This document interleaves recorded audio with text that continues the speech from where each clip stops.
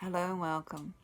It's Frances here, and if you look over my shoulder, you'll see a poster for something that I'm rather excited about, and that is this book, Contemporary Witchcraft, Foundational Practices for a Magical Life. This is my second offering from Moon Books, and though it won't be released until July next year, that's July 2021, I do have early copies available, and pre-orders will be soon available through Amazon and Indie Books, Barnes & Nobles and all the other usual outlets. So what is foundational practices? I suppose you could say this is my version of a 101 book, and I know it's a bit boring because everybody's got 101 books out there these days. But the reason I wanted to write this was to give a little bit more substance, shall I say. The books these days tend to be just focusing on spells and the material, mundane gain, and there's nothing wrong with that.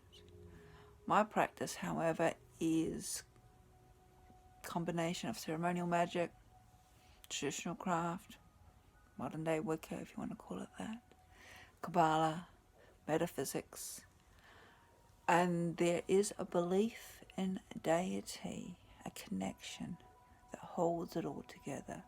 So I guess you could say it's devotional. Not that I do much devotional work. I'm a bit slack in that area. Not purposely anyway. So just like when you start building your own house and you're ready to lay your foundation, you'll get together your sand and your gravel and your concrete mix, cement mix. Then you measure it all out and get some water, mix it all together, and then you pour it in accordance to the right temperature of the weather, the stability of the ground, even the makeup of the soil, how you pour your concrete, and what design you pour it into, what shape, and what you build upon it is entirely up to you. But you need your concrete, and this book, I hope, what its aim is to be is that foundational cement concrete that you can build your own practice on. Yes, of course, I go into aspects of my own practice because that's what I'm familiar with 30 years later.